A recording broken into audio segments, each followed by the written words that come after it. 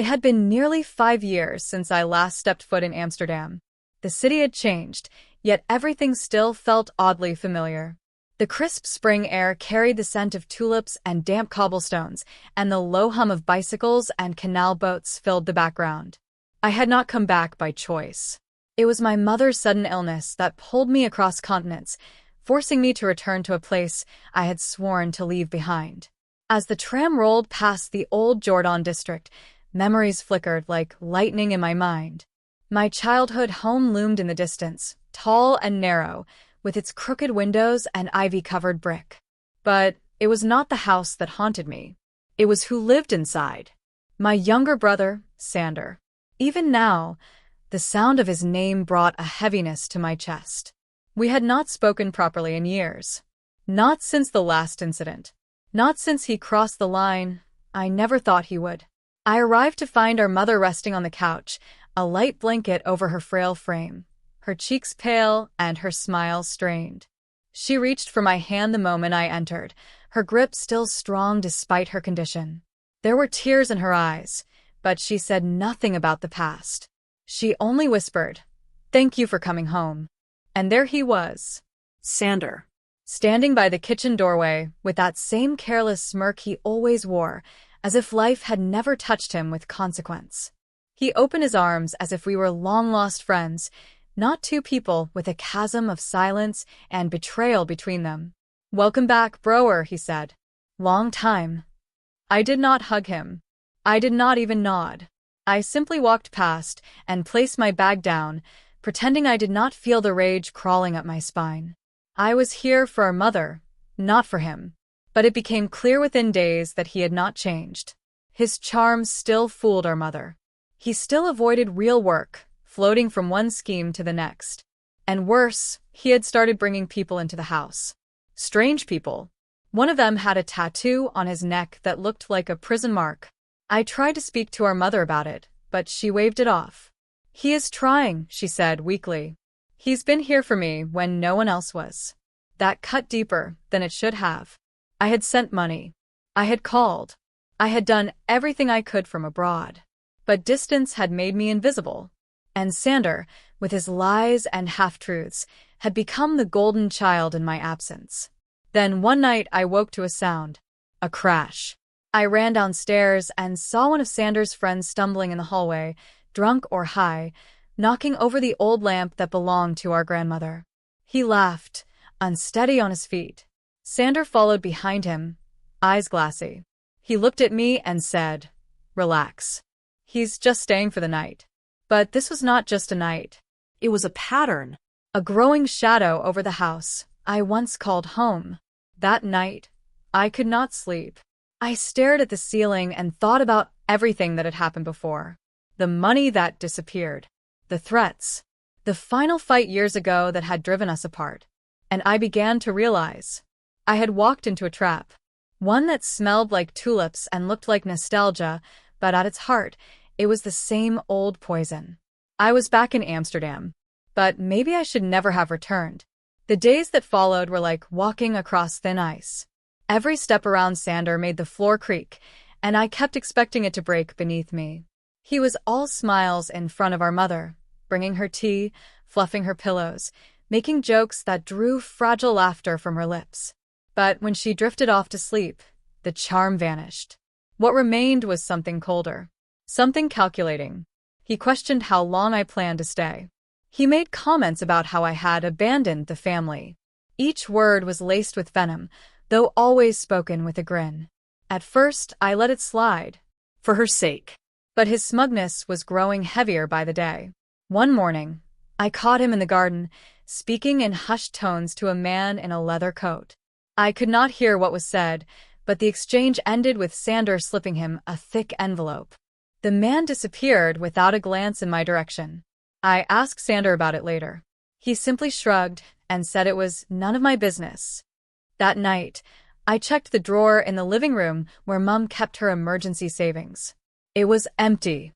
I stared at the dust-lined bottom of the drawer for a long time, my hands trembling. I had warned her, years ago, that he would drain her dry if given the chance. But she had always defended him. "He's just struggling," she would say. "He means well." But now, I could see it clearly. He wasn't just reckless. He was feeding off her. Slowly, without remorse. The next day, I confronted him. "Did you take her money?" He didn't deny it. He didn't even flinch. "She told me I could," he said. "You think you're the only one allowed to help." You didn't help, I snapped. "You took advantage of her." His expression darkened, jaw tightening. "Watch how you talk to me in this house." This house. It wasn't his house. It wasn't mine either. But somehow, he had taken ownership of it with his presence, like a weed wrapping around the roots of a dying tree. That evening, our mother called us both into the living room. She was sitting up, wrapped in her favorite knitted shawl, trying to smile through her fatigue. "I need you two to get along," she said, her voice breaking. "You're all I have left." Sander placed a hand on her shoulder, nodded solemnly, and glanced at me with a look that said, "Play along." I forced a nod, but it tasted bitter in my mouth. Later that night, I found a text on my phone. From an unknown number. "You're not welcome here. Go back where you came from." I knew it was him. It had to be. He had done it before, years ago, during the last fallout. Anonymous threats, subtle warnings, all sent through burner numbers. He thought he was clever. But I wasn't afraid. Not this time. Still, I didn't sleep. I lay in bed, eyes open, staring into the darkness, wondering how far he was willing to go. Wondering if our mother would ever see the truth before it was too late. The cracks were no longer hidden beneath the surface. They were splitting the walls, inch by inch. And I was beginning to understand. This would not end peacefully. The following morning brought a sky the color of ash, as if Amsterdam itself was holding its breath. I woke up to silence, the kind that feels unnatural in a house with two people under the same roof. I found Sander had already left, without a word. I made breakfast for our mother, sat beside her while she sipped her tea, her hands shaking slightly. I noticed the photo frames on the side table. Our childhood smiles, frozen in time. A family portrait at Vondelpark. One of Sander holding me protectively when I was little. How far we had drifted from those moments. I wanted to ask her what she remembered about him as a boy, whether she ever saw the shift. But I bit my tongue. The last thing she needed was doubt seated in her heart. While she napped, I started cleaning the storage closet, hoping to find something that might distract me. Instead, I found a box of old letters and documents, receipts, forgotten notes, and, tucked into an envelope marked private, a will. I paused. Her handwriting was unmistakable. The document was incomplete and signed, but it detailed the division of assets. It clearly named me as the executor. It clearly showed that she wanted me to oversee her estate. A sharp knock startled me. I tucked the envelope away and opened the door. A woman stood there, her coat soaked from the drizzle. She looked familiar but older, worn down. "You don't remember me," she said quietly. "I'm Annika. I used to live across the street. Years ago." It clicked. She was the woman who had always waved at us from her garden. She used to bring Mum tulips every spring. "I just wanted to warn you," she said, glancing over her shoulder. "Your brother has been troubling. Borrowing money from neighbors. Making threats when they ask for it back. Some even said he's been dealing." My blood ran cold. "He's always been charming," she continued. "But lately, there's something else. Something off." I thanked her, promised to be careful, and closed the door slowly. Later, I found Mum awake in the lounge. I sat with her, unsure how much to say. "Mum, have you ever given Sander money recently?" "A large amount." She blinked slowly, avoiding my gaze. "He said it was for rent," she whispered. "And medicine." I didn't ask questions. Of course she didn't. That was how he operated. Guilt, misdirection, silence. That evening, I checked the front room window and saw Sander across the street, speaking with another man. He was agitated, gesturing with his hands, then pointing toward the house. He was bringing trouble to our doorstep. I didn't sleep again. The next morning, a noise woke me. A loud thud from the hallway. I rushed out to find a shattered vase on the floor. Mum's favorite. And standing beside it, Sander. He didn't look sorry. He looked pleased. Oops, he said with a smirk. Bit clumsy, aren't I? Something had changed. Not just in him. In me too. This was no longer about old grudges. It was about protecting her from the person she had loved most. The days that followed were thick with tension, like walking through fog with a knife at your back. Sander had moved himself into the spare room without asking. He claimed he was helping out, said it was only fair since I had been staying there too. Mum, frail and unwilling to spark conflict, didn't protest. He came and went at odd hours, sometimes vanishing for an entire night, only to return the next morning reeking of cigarettes and stale beer. I once asked him if he'd been drinking. He just laughed and called me a saint. I started hiding my bag and phone at night just in case. He'd already borrowed my bank card once, saying he needed to order medication online for Mum. I had to cancel it the next day after noticing 2 separate transactions at a sports betting site. Still, I try to stay composed, for Mum's sake. She didn't need our history dragged into the present. But the past had a way of cracking through the floorboards. One afternoon, I overheard Sander talking on the phone. He was in the kitchen, speaking low but fast. No, she doesn't suspect anything. Yeah, she's got savings, a decent pension. No, I just need more time. I stepped quietly into the corridor, heart pounding. He was talking about her. About Mum. About her money. That evening, I sat beside Mum while she dozed off in her chair, the television flickering soft blue light across her face. I studied her hand, resting on the blanket. Fragile. Weathered. The same hand that used to soothe my fevers. Hold me steady on my bike. Now it trembled even in sleep. I couldn't let this continue. The next morning, I made my way to a legal aid center in the Jordan district. A quiet building tucked between cafes and bookshops. I met with a lawyer named Latte, who had a kind face, but eyes sharp as glass. I explained everything. My brother's behavior. The will. The concerns about financial abuse. She listened carefully, then said, "If your mother is mentally sound, she can still assign you power of attorney. But you'll need her consent." That was the hardest part. That evening, I brought it up gently. Sat with Mum after dinner, held her hand, told her I was worried. I explained what it meant, that it wouldn't take anything away from her, only protect her. She was quiet for a long time. Then she nodded. I trust you. The next day, we went back to Latte's office and signed the papers. I felt the weight settle on my shoulders, but it came with something unexpected. A flicker of control. Of hope. But Sander found out 2 days later. He stormed into the kitchen, slamming the papers onto the table. You think you're better than me? You think you can just take over? I stood my ground. I'm not taking over. I'm protecting her. You know why.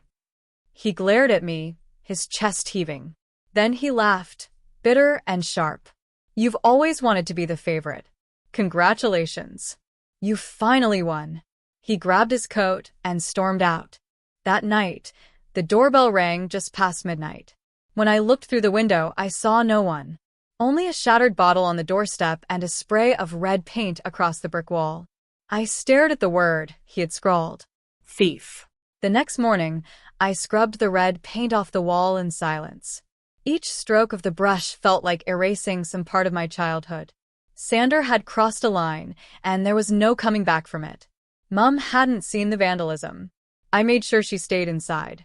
She'd been unusually quiet since the power of attorney was signed, as if part of her still hoped things would blow over. But even she couldn't ignore the crack in the window Sander had punched the night before, or the way I kept the doors locked now. I filed a police report, but it didn't amount to much. They said there was no proof he'd done it. Could be anyone, the officer had said. But I saw the way he looked at me, like I was dragging family matters into public where they didn't belong. Sander didn't come back that week, but I knew he was watching.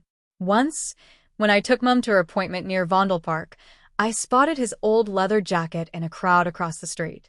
He turned before I could call out, but I knew that walk. I knew the way he vanished when guilt caught up to him. At night, I started checking the locks twice, then 3 times. One evening, I found a dead pigeon placed neatly on the doormat. Its wings were outstretched, like it had been posed. No blood. Just silence and something worse, intent. I didn't show it to Mom. I buried it myself, behind the shed, hands trembling in the freezing wind. That same night, I sat in the living room scrolling through my messages. A new number had texted. Watch your back. Mom's not the only one who can lose everything. The next morning, I contacted Latte again. I needed a restraining order, something formal. Something that would send a message. It won't be easy, she warned. He's still her son. That kind of action could break your mother's heart. I think he already has, I said. When I told Mom, her hands shook as she stirred her tea. Maybe he's just angry, she whispered. Maybe it's just a phase. Mom, I said gently, he's threatening you. He's threatening me. She didn't answer. Just stared out the window like she could see some younger version of him still playing in the garden.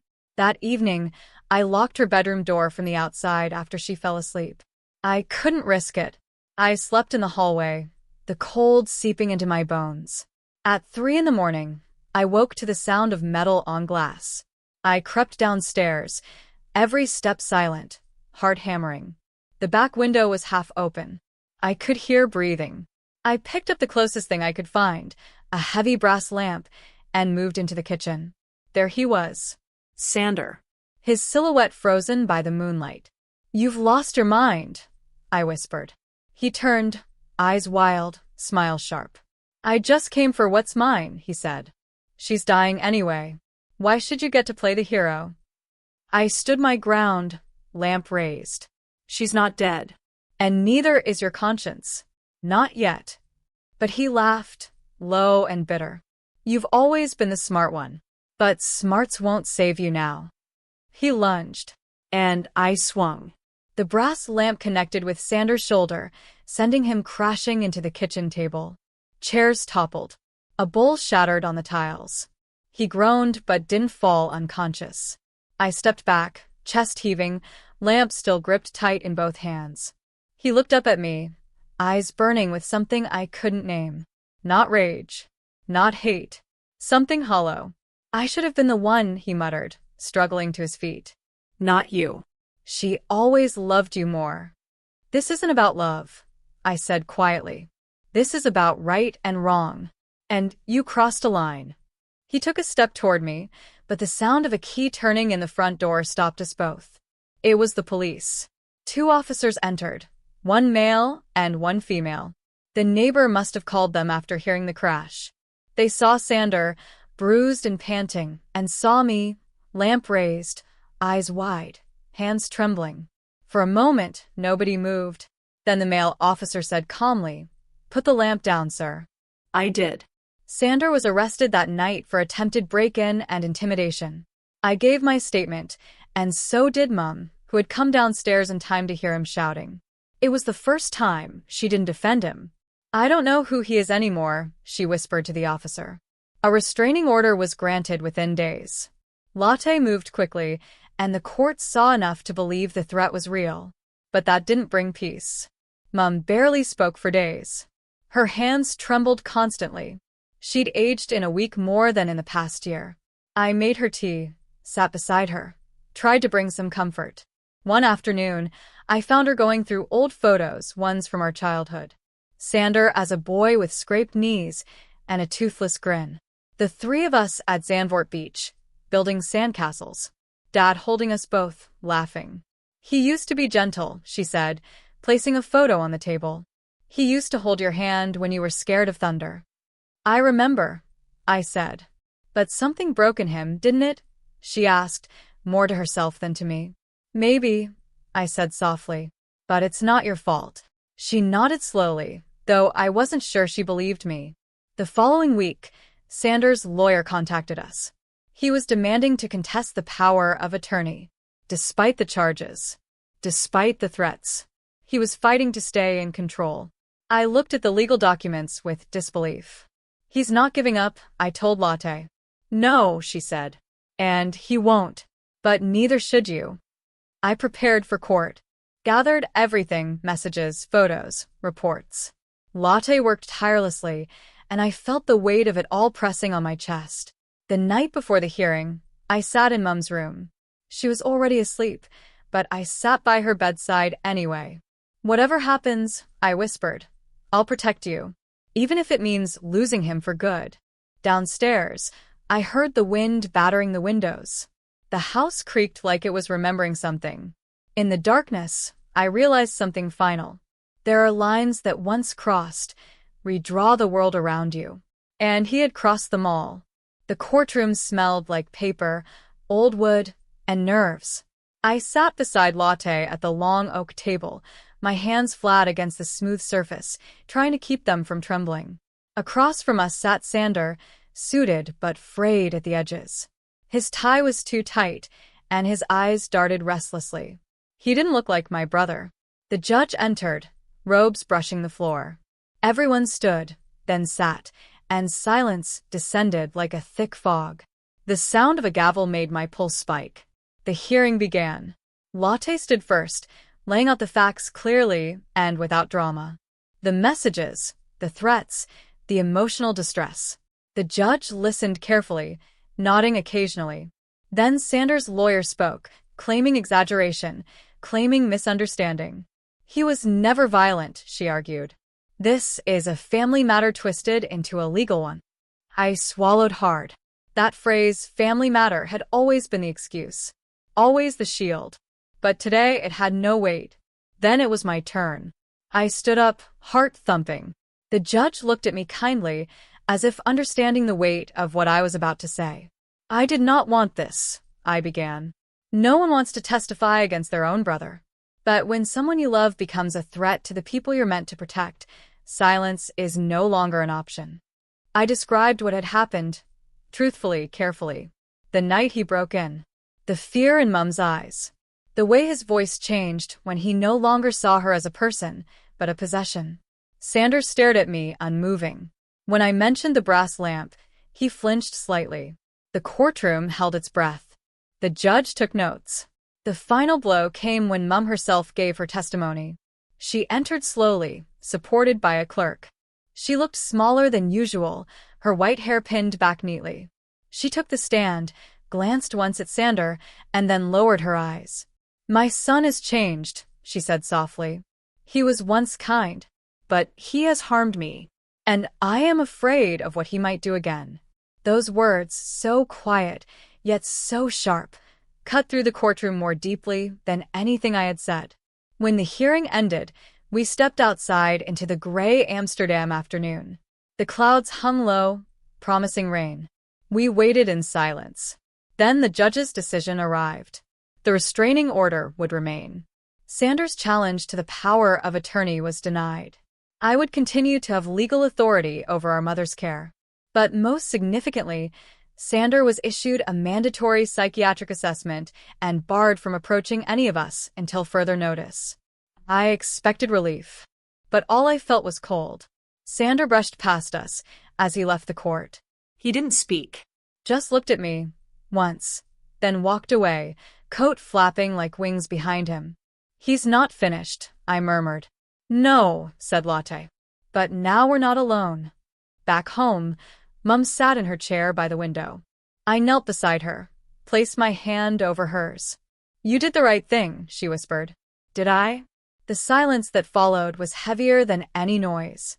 The rain arrived as dusk settled over Amsterdam, painting the canal windows in sheets of blurred gold. I stood in the kitchen, staring at the steam rising from my cup of tea. Latte was upstairs helping Mum into bed, and the house felt unusually still, like it was holding its breath. Then my phone buzzed. Unknown number. I froze. For a second, I thought about ignoring it, but curiosity won as it always did. One message. "You think this is over?" "It's not." There was no name, but I didn't need one. "Sander." My stomach clenched, and I read the message again, slowly, as if that might somehow change the meaning. The court order was clear. He couldn't contact us. But he had. So calmly, so confidently. As if the law meant nothing. I called Latte downstairs. She took one look at the screen and muttered something under her breath. "That's enough," she said. "We go to the police. Now." But I hesitated. Not because I doubted her or the law, but because deep down some part of me still wanted to believe he'd stop. That he'd realize how far he'd fallen and pull himself back. Lotte saw the conflict in my eyes and softened her voice. He won't stop because we hope he will. He'll stop when someone makes him. So we went. At the station, I handed over my phone. The officer on duty nodded grimly. He confirmed it was a violation. The message was brief, but its intent was clear. Threatening. Defiant.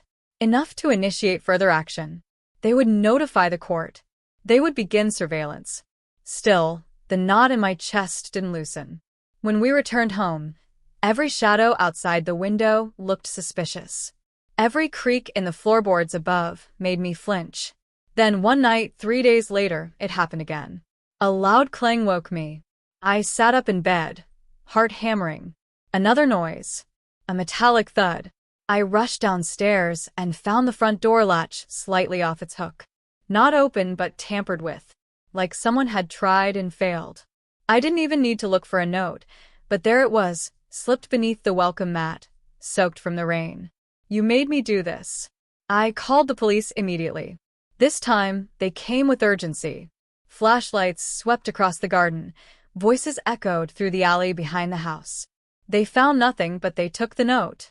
Took photos of the door. Then, finally, they said the words I had been waiting to hear. We'll issue a warrant. I stared at the officer. An arrest? Yes. He's breached conditions more than once. He's made contact. He's approached the property. It's enough. I nodded, numb. When they left, Lotte sat beside me on the stairs. She took my hand and held it tightly. I'm sorry, I whispered. For what? For letting it get this far. She shook her head. You protected us. That's what matters. Outside, the rain had stopped, but the streets still shimmered with it. The city was quiet, suspended in that strange silence after a storm. The kind of silence that feels like the breath before something breaks.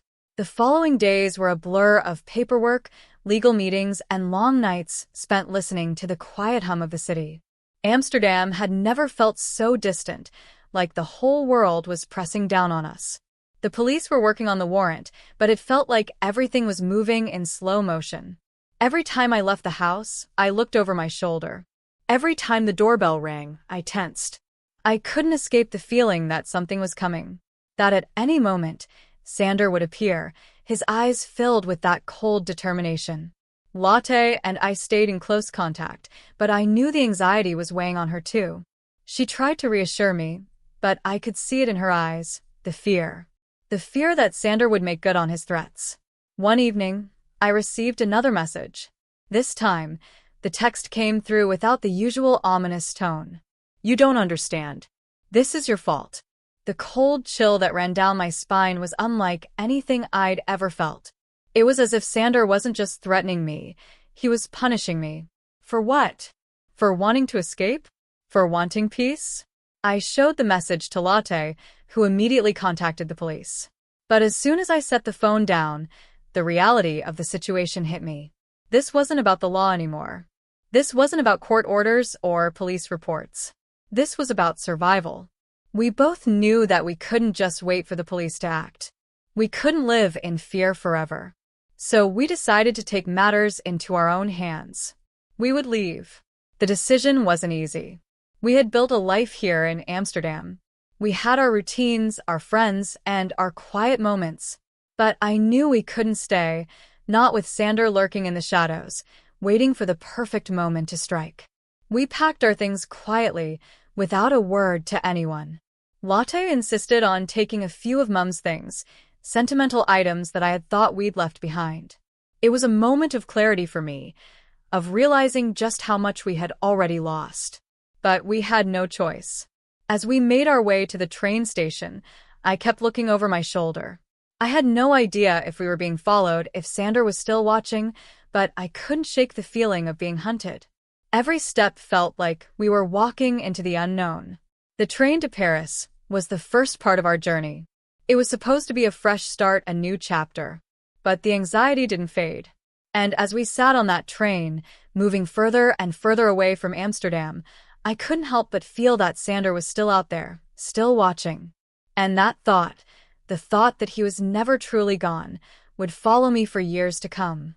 The train ride to Paris was long and silent. Lotte and I barely spoke, both of us lost in our own thoughts. The city of canals, the place we had once called home, was fading behind us with each passing mile. And yet, the weight of the past clung to us like an anchor, refusing to let go. Paris was supposed to be a fresh start, a place where we could rebuild, find peace, and finally escape from the shadow of my brother. But as we arrived, I couldn't shake the feeling that we were still running from the past, from him, from everything that had gone wrong. We rented a small apartment on the outskirts of the city, away from the bustling center. It wasn't much, but it was ours. A place to breathe, to think. It was far from the life we had left behind in Amsterdam, but it was a beginning. Lotte tried to make the best of it. She decorated the apartment with little touches of home, a picture of us on the beach, some plants to bring in a bit of green. It helped, but it wasn't enough. I could see it in her eyes. She was still haunted by the fear of what might happen next. We both were. It wasn't long before the letters started. They arrived at our new address, each one more chilling than the last. The handwriting was the same, the words sharp and accusatory. "You will never escape me." I wanted to believe it was over, that we were finally free, but deep down, I knew that the past wasn't something you could outrun. It would always catch up with you, no matter how far you went. Lotte and I took steps to protect ourselves. We changed our numbers, set up security on the apartment, and kept the doors locked at all times. But even with all the precautions, the fear remained. Every creak of the floorboards, every knock at the door made our hearts race. It wasn't just Sander we were running from. It was the guilt, the pain of everything that had happened. We had both lost something in this fight. My brother, the person I had once cared for, was gone, replaced by a stranger full of rage. And I couldn't help but wonder if it was my fault. Was I the one who pushed him too far? Was it my desire to escape that had driven him to this? But there was no time to dwell on those questions. We had to keep moving forward. We had to keep living. And so, life in Paris began.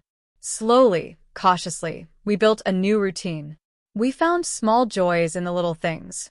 A walk in the park, a cafe on the corner, the quiet hum of the city as it moved around us. We were still alive, still together, and that was something. But I knew that the past would always be with us. No matter where we went, no matter how far we ran, the shadow of Sander would always be there, lurking just out of sight, waiting for the right moment to return. But for now, we were safe. For now, we had each other. And that was enough.